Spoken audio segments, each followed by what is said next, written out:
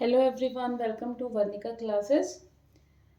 हमने कल 9th class का चैप्टर ग्रेविटेशन स्टार्ट किया था, जिसमें हमने बेसिक चीज़ें पढ़ी थी कि ग्रेविटेशनल फोर्स क्या होता है, उसकी यूनिट क्या होती है, उसको मैथमेटिकली फॉर्म में देखा था। और हमने बस एक एग्जाम्पल से ये समझा था कि जब जब हम मासेज को बढ़ाएंगे तो हमारा ग्रेविटेशनल फोर्स बढ़ता है, और जब जब हम डिस्टेंस को बढ़ाएंगे तो हमारा जो ग्रेविटेशनल फोर्स है वो क्या होता है बेटा, कम होता है। उसके बाद हमने ग्रेविटेशनल फोर्स निकाला दो लाइट ऑब्जेक्ट के लिए, फिर हमने ग्रेविटेशनल फोर्स निकाला मासिव ऑब्जेक्ट के लिए। ठीक है, आज की क्लास में हम आगे क्या करेंगे कि कंक्लूजन क्या निकला हमारा। कंक्लूजन क्या निकला हमारा? कंक्लूजन ये निकला कि जब ऑर्डिनरी साइज के दो ऑब्जेक्ट को कंसीडर कर रहे हैं हम, तो उसमें जो ग्रेविटेशनल फोर्स लगेगा ना वो बहुत छोटा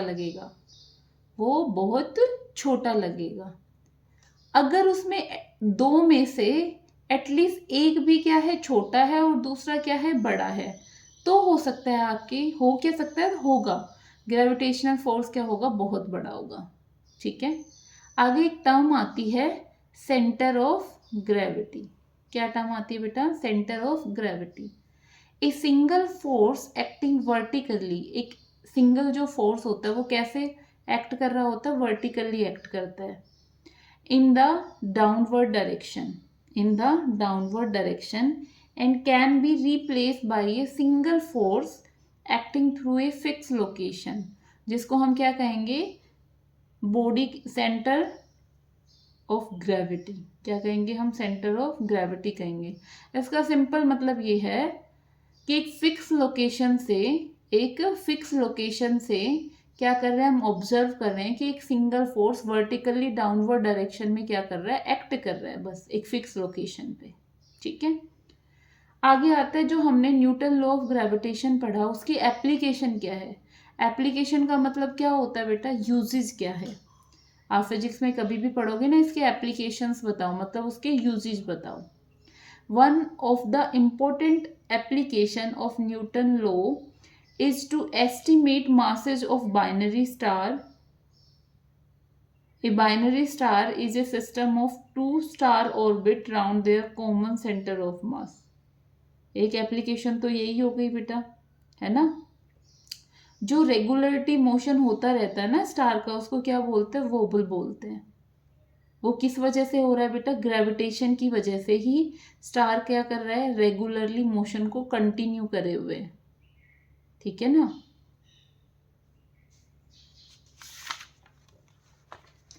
आगे क्या आता है, इसमें बच्चे बड़े कंफ्यूज रहते हैं कि मास क्या है और वेट क्या है। मास क्या है और वेट क्या है? मास क्या होता है? जैसे हमारे पास क्या है, एक बैग है। अब हो सकता है मंडे के दिन आपको ज़्यादा बुक्स लेके जानी हो और ट्यूसडे के दिन आपको कम बुक्स लेके जानी हो, तो उस बैग में कितने अमाउंट ऑफ मैटर भरा हुआ है, मतलब कितनी बुक्स भरी हुई है, वो उसका क्या होता है? मास होता है। The amount of matter contain in it, the amount of water contain in it is called मास। ठीक है, मास कैसी क्वांटिटी है? स्केलर क्वांटिटी है। कैसी क्वांटिटी है? स्केलर क्वांटिटी है। अब मास को किस से यूज करते हो आप? Pan balance is use to determine a person mass. कौन सा इंस्ट्रूमेंट यूज करते हो? Pen balance. मास को कौन मेजर करता है बेटा? Pan balance. आगे आता है वेट।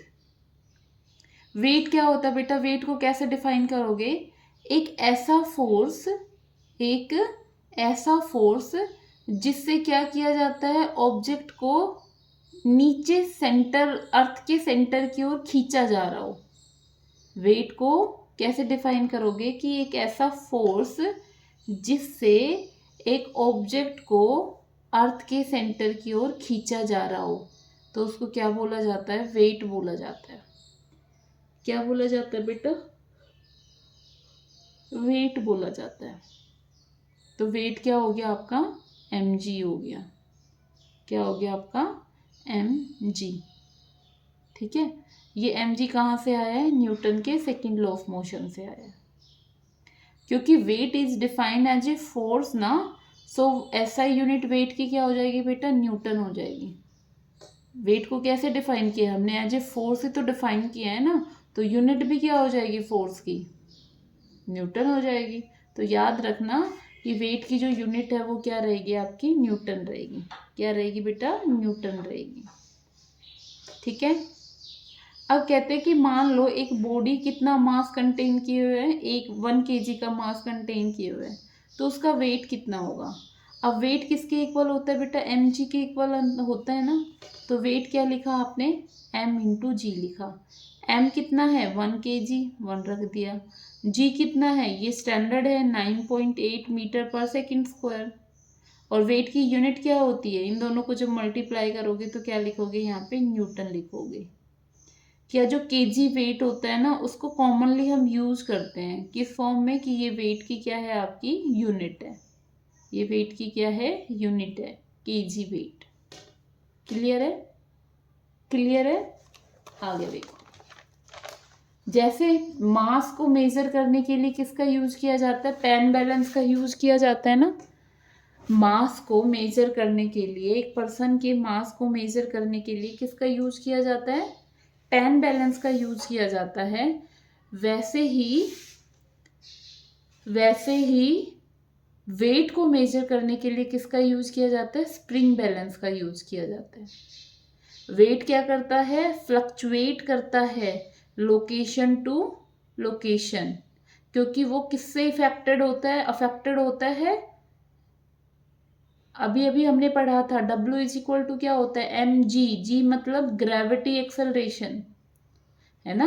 तो ग्रेविटी की जो वैल्यू होती है ना, सरफेस पे तो कांस्टेंट रहती है 9.8, बट अगर सरफेस से अपवर्ड डायरेक्शन में जा रही है या सरफेस से डाउनवर्ड डायरेक्शन में जा रही है, तो उस टाइम क्या करेगी, वो वेरी करेगी। और अगर ग्रेविटी एक्सेलरेशन की वैल्यू वेरी करेगी तो वेट भी क्या करेगा, वेरी करेगा।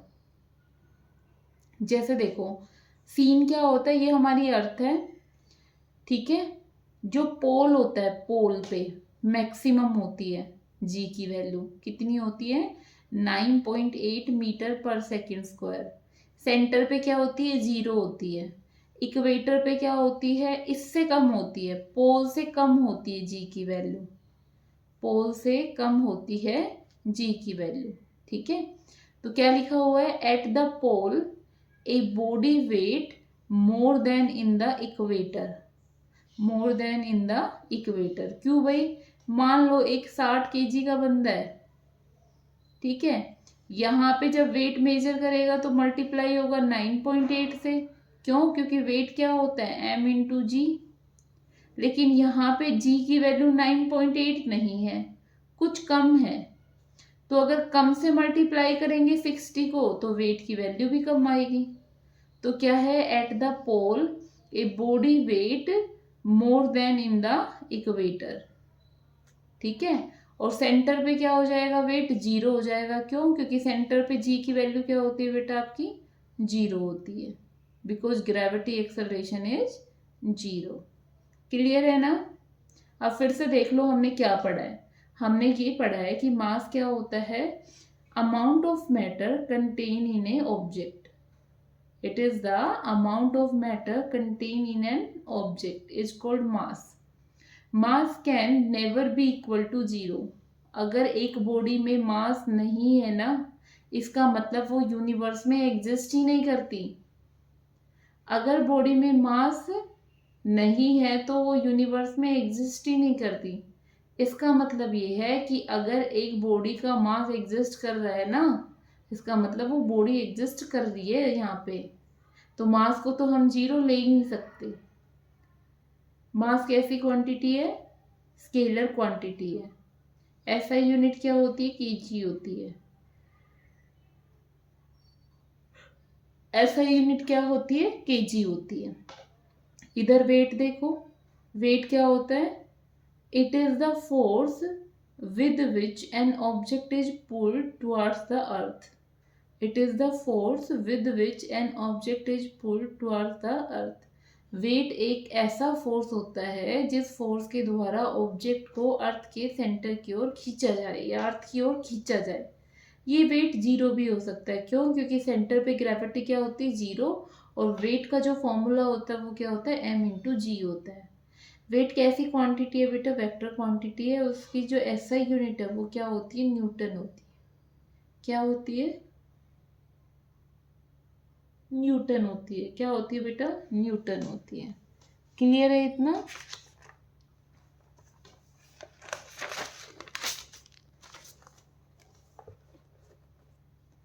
आगे आपको एक न्यूमेरिकल सोल्व करना है। ये न्यूमेरिकल क्या कहता है बेटा? ये कहता है to show that weight of a body on moon is 1/6 of its weight on earth. जैसे अर्थ पे मान लो आपका वेट कितना है? 60 है। अर्थ पे कितना वेट है? 60 वेट है। ठीक है, मान लिया। अब जब आप, क्योंकि अब प्लॉट तो कटने लग ही गए, तो आप एक दो प्लॉट तो ले ही लोगे, है ना? मून पे तो हो रहा है कि कोई बंदा परेशान है कि मेरा वेट कम नहीं हो रहा है, मैं कैसे अपना वेट कम करूं। उसने सारे जतन लगा लिए, सब कुछ कर लिए। अब उसने सोचा भाई वैसे तो कम हो नहीं रहा, एक काम करता हूँ मैं मून पे प्लॉट ले लेता हूँ, क्योंकि मेरे वेट का वहां पे क्या आएगा? 1/6 आएगा, है ना? तो ये कैसे आएगा, ये आपको शो करना है। तो आप क्या करोगे? आप कहोगे कि भाई एक बॉडी है जिसका अर्थ पे जो मास है ना वो m है। एक बॉडी है जिसका अर्थ पे मास कितना है? m है। It's weight on the earth कितना गिवन है? भाई वेट क्या होता है? m इंटू जी होता है। वेट क्या होता है बेटा? m इंटू जी होता है। अब मास जो है वो तो ठीक है, ग्रेविटी किस पे ले रहे हैं? अर्थ पे ले रहे हैं। वेट भी किस पे ले रहे हैं? अर्थ पे ले रहे हैं। अब हमें ये पता है जो जी होता है ना, जी, उसकी वैल्यू क्या होती है? स्मॉल जी की जो वैल्यू होती है ना बेटा वो होती है g m upon are square. G is equal to capital G m upon are square. यहाँ पे m क्या है बेटा? जो ऑब्जेक्ट है ना, जहाँ पे आप मास मान रहे हो, जैसे हम अर्थ पे मास मान रहे हैं, तो मास किसका हो जाएगा? अर्थ का हो जाएगा। रेडियस किसकी हो जाएगी? अर्थ की रेडियस हो जाएगी। ग्रेविटी किसकी हो जाएगी? अर्थ की ग्रेविटी हो जाएगी। ठीक है। अब जो ये जी की वैल्यू है ना, ये जो जी की वैल्यू है, ये उठा के कहाँ रख दी मैंने? यहाँ पे रख दी, इस जी ई पे रख दी। तो मेरी इक्वेशन क्या बनी बेटा? डब्ल्यू ई एम, इसकी वैल्यू क्या है? G M E upon R E का स्क्वायर। क्लियर है? अब जो वेट है ना, सेम बॉडी का जो वेट है मून पे कितना गिवन है? भाई वेट का तो वही फॉर्मूला होता है, एम इंटू जी, है ना? एम इंटू जी होता है। क्योंकि अब वेट हम किस पे ले रहे हैं बेटा? मून पे ले रहे हैं ना, तो वेट के पैर में भी मून लगा दो और ग्रेविटी के पैर में भी मून लगा दो। अब ग्रेविटी की वैल्यू तो हमें पता है, G M upon are square. Small G का वैल्यू कितना होता है? Capital G M upon are square. अब मास किसका लोगे? ऑब्जेक्ट कहाँ पे रख दिया? मून पे रख दिया, तो मून का लेंगे। और रेडियस भी किसकी होगी? मून की होगी। ठीक है, ये आपकी कौन सी इक्वेशन आ गई? सेकंड इक्वेशन आ गई। कैसी इक्वेशन आई है? सेकंड इक्वेशन आई है। ठीक है, अब हम सेकंड इक्वेशन को फर्स्ट इक्वेशन से क्या कर देंगे? डिवाइड कर देंगे। तो सेकंड इक्वेशन में क्या है बेटा? वेट है मून का अपॉन वेट है अर्थ का। तो मून में हमने ये सारी चीजें लिखी। जब अर्थ में लिखेंगे तो ये जो आर ई वाला है, ये वाला फैक्टर, ये कहाँ चला जाएगा? ऊपर चला जाएगा। फोर्थ टर्म है ना, तो कहाँ चला जाएगा? ऊपर चला जाएगा। जी से जी कैंसिल बेटा, एम से एम कैंसिल। क्या बचा आपका? मास, मून का तो मास बचा, अपॉन रेडियस मून का स्क्वायर बची। अर्थ की रेडियस का स्क्वायर बना और अर्थ का क्या बना, मास बना। तो हम इसको रीअरेंज करके यूँ लिख सकते हैं कि मासेज मासेज को एक जगह लिख ले और रेडियस रेडियस को एक जगह लिख ले। तो हमने ये चीज़ लिख दी, मास मास को एक साथ लिख लिया, रेडियस रेडियस को एक साथ लिख लिया। अर्थ का जो मास होता है ना बेटा, मून के मास से कितने टाइम ज़्यादा होता है, 100 टाइम ज़्यादा होता है, ठीक है। और जो अर्थ की रेडियस होती है वो मून की रेडियस से 4 गुना ज़्यादा होती है। तो रेडियस का रेशियो तो आप इजीली निकाल पाओगे। ये तो है ही इधर, इसके पैर में क्या कर दो, RM कर दो, तो 4/1 हो गया।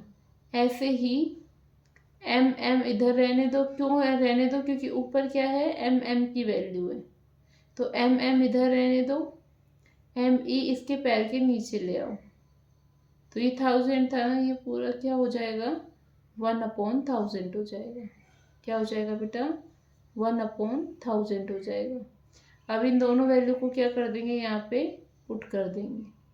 भाई इसकी वैल्यू तो क्या आई है, 1000 आई है ना, और इसकी वैल्यू कितनी आई है, 4:1 आई है। अब आगे देखो, सब्स्टिट्यूट करना हमें, जो इक्वेशन मिली है ना हमें थर्ड इक्वेशन में, क्या मिली थी बेटा, मास का क्या कर रहे हो आप, MM और ME, मून का मास और अर्थ का मास का रेशियो तो आया 1/100, और अर्थ का और मून का रेडियस और अर्थ की रेडियस का जो स्क्वायर है वो कितने के इक्वल आया बेटा, 4 के इक्वल आया। तो 4 का क्या कर देंगे, स्क्वायर कर देंगे। 4 का स्क्वायर कितना आया बेटा, 16 आया। तो 16/100 किया तो कितना आ गया बेटा, 1/6.25। क्योंकि ये राउंड ऑफ करने में हेल्पफुल है ही नहीं, पॉइंट को तो कवर नहीं कर रखा ना, तो मैं क्या लूँगी, 1/6 लूँगी। जब मैं क्रॉस मल्टीप्लाई करूँगी तो बेटा 1/6 की साइड क्या आ जाएगा, वेट ऑफ अर्थ आ जाएगा। मतलब weight of a body on moon, weight of a body on moon is equal to 1/6 of its weight on earth. मतलब अगर कोई बंदा अर्थ पे 60 kg का है तो मून पे जाएगा तो कितने kg का बन जाएगा, 10 kg। कितने kg का बन जाएगा बेटा, वो 10 kg का बन जाएगा। कोई दिक्कत तो नहीं है यहाँ तक, यहाँ तक कोई दिक्कत है तो बताओ। यहाँ तक कोई दिक्कत है तो बताओ, क्लियर है। फिर से देख लो एक बार, क्या किया हमें क्या दिखाना था, एक बॉडी का जो वेट है ना, किस पे, मून पे, वो अर्थ के वेट के 1/6 टाइम में। तो सबसे पहले हमने क्या किया बेटा, सबसे पहले हमने जो बॉडी का मास है वो M मान लिया, किस पे बेटा, अर्थ पे। तो वेट क्या होता है, mg होता है। वेट क्या होता है बेटा, mg होता है ना। तो वेट किस पे मान रहे हैं हम, अर्थ पे मान रहे हैं, तो ग्रेविटी भी किसकी आएगी, अर्थ की आएगी। अब स्मॉल g है ना, वो ग्रेविटी वो किसके इक्वल होती है, Gm/r²। तो रेडियस भी अर्थ की, मास भी अर्थ का, और सेंटर ऑफ ग्रेविटी भी अर्थ की, ठीक है। इस g की वैल्यू आप किस में पुट कर दोगे बेटा, वेट में पुट कर दोगे, तो आपकी इक्वेशन ये बन जाएगी। भाई w क्या था, mg था ना, mg की वैल्यू ये है, तो ये इसमें पुट कर दी। अब हम सेम नेक्स्ट स्टेप क्या करेंगे, इसी बॉडी का जो वेट है वो मून पे ले लेंगे। तो मून पे क्या करना है, वेट का तो फॉर्मूला वही है, W = mg। g के पैर में m लगा दो और वेट के पैर में भी m लगा दो। g की वैल्यू वही है, Gm/r²। इसमें फिर से पुट कर दी। अब सेकंड इक्वेशन को फर्स्ट से क्या कर देना बेटा, डिवाइड कर देना। m और g क्या हो जाएंगे, कैंसिल आउट हो जाएंगे। ये हमारे पास टर्म बची, मास को मास की एक साथ ले आए और रेडियस को रेडियस की साइड ले आए। अब आपको ये चीज़ याद रखनी है कि जो अर्थ का मास होता है वो मून के मास के 1000 टाइम होता है, और जो अर्थ की रेडियस होती है वो मून की रेडियस की 4 टाइम्स होती है। ठीक है, अब आपको ना ये ऐसे लिखने हैं जैसे आपको ऊपर इक्वेशन में गिवन है। जैसे इसमें मून के मास को ऊपर लिया है, तो अब आप ऐसे नहीं ME/mm कर दो, ऐसे तो होगा कुछ नहीं, लेकिन एक स्टेप बढ़ जाएगा कैलकुलेशन का।